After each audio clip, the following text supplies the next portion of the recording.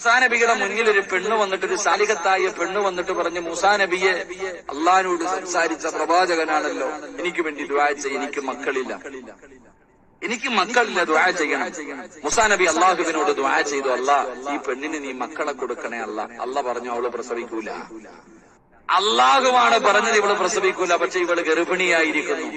ആ സമയത്ത് മൂസാ നബി അലിഹിസ്സലാം അള്ളാഹുവിനോട് ചോദിച്ചു, എത്ര പടച്ചവന് എന്ത് പറ്റിയല്ല?